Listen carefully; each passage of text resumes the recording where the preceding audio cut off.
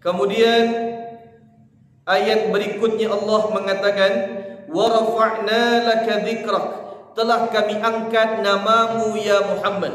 Kita berikan contoh betapa agung dan mulianya nama Rasulullah sallallahu alaihi wasallam. Ketika perintah salat, Allah memerintahkan kita salat tapi Allah tidak salat.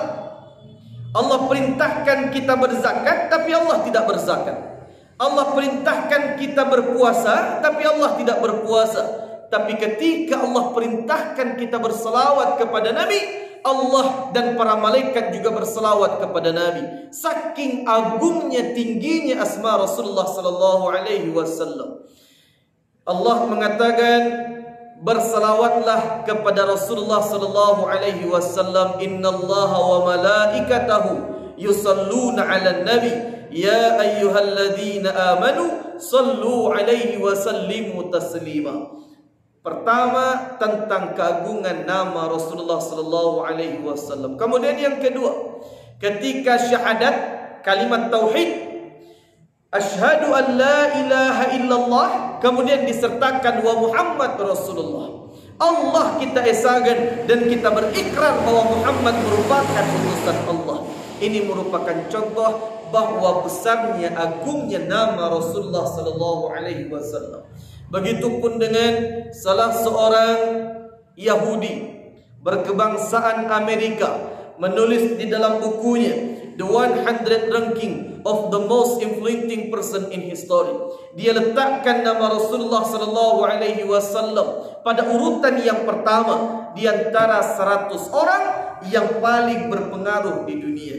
Maka kekaguman kepada Rasulullah bukan hanya dari umat Islam saja, namun orang-orang non-muslim pun kagum dan cinta kepada Rasulullah sallallahu alaihi wasallam.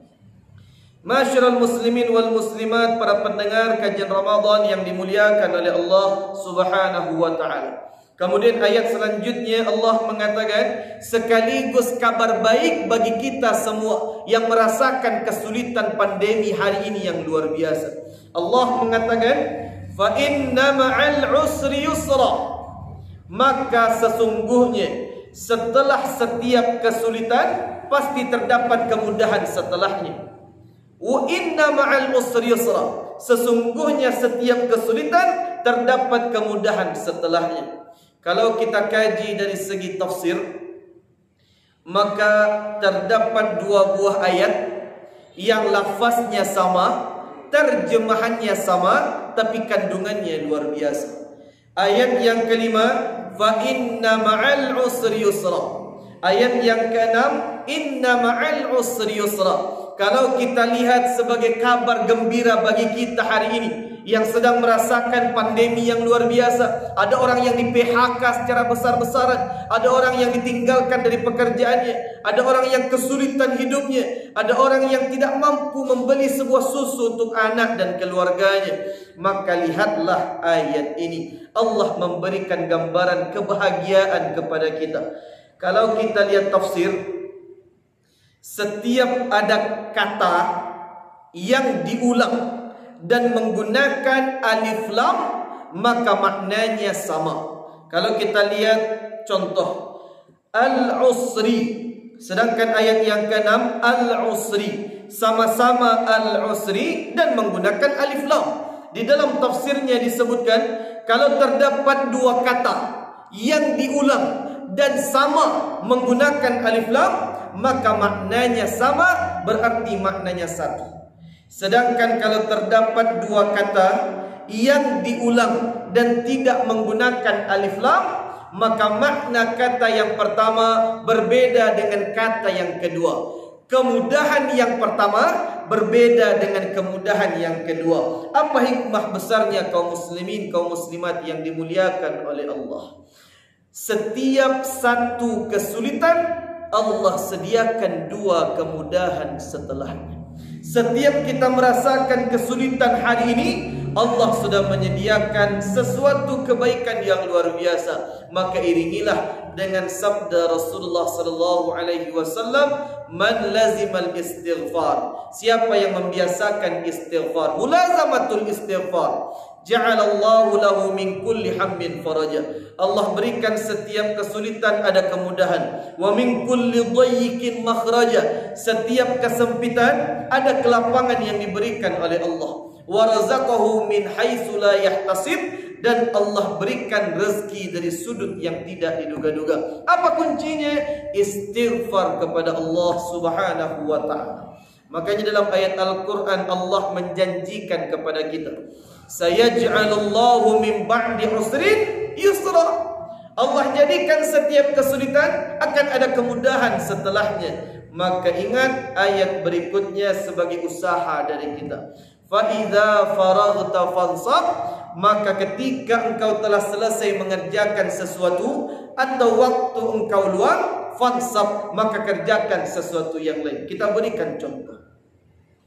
Dengan kesulitan perekonomian hari ini, banyak orang yang memiliki toko, namun karena keterbatasan pembeli, akhirnya banyak dagangannya yang tidak terbeli. Ketika dia melihat situasi dan kondisinya yang begitu sulit, maka dia kerjakan, usahakan pekerjaan yang lain. Dia cari pekerjaan sampingan. Dia mengambil misalkan menjual buah-buahan, atau menjual kurma, atau menjual madu. Kenapa dia cari pekerjaan yang lain? Karena pekerjaan yang pertama memiliki kesulitan di dalamnya. Maka Allah mengajarkan kepada kita, tidak ada waktu menyesal dan bermenung kepada kita.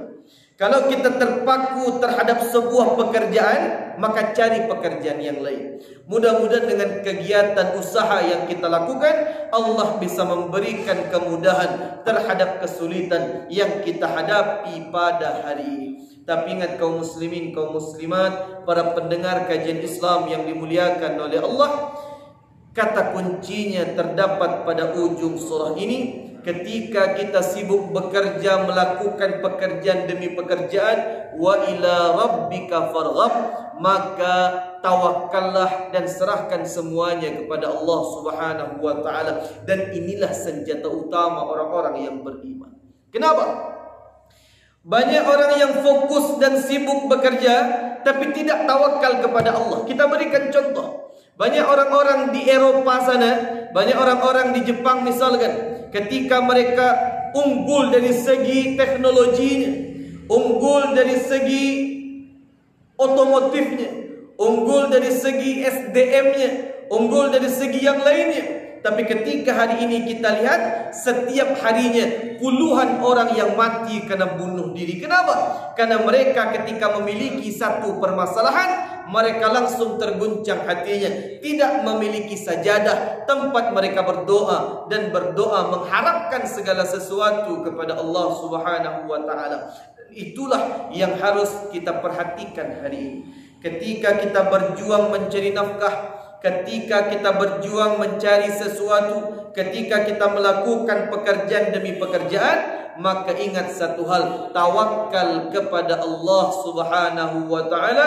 Innallaha yuhibbul mutawakkilin. Karena sesungguhnya Allah mencintai orang-orang yang bertawakal kepadanya. Kita berdoa kepada Allah, mudah-mudahan wabah, penyakit dan ujian ini segera diangkat oleh Allah Subhanahu wa ta'ala. Dan kita berdoa bersama-sama, mudah-mudahan negeri ini menjadi negeri yang baldatun thayyibatun wa rabbun ghafur. Kita kembali mampu untuk meramaikan masjid, salat berjamaah, mendengarkan kajian Islam, dan melaksanakan aktivitas seperti biasanya. Dengan satu hal, hasibu anfusakum qabla an tuhasabu. Mungkin ujian ini menjadi pengikis dosa kita kepada Allah Subhanahu wa ta'ala. Subhanakallahumma wa bihamdika, asyhadu an la ilaha illa anta wastaghfiruka wa atubu ilaik. Wassalamu alaikum warahmatullahi wabarakatuh.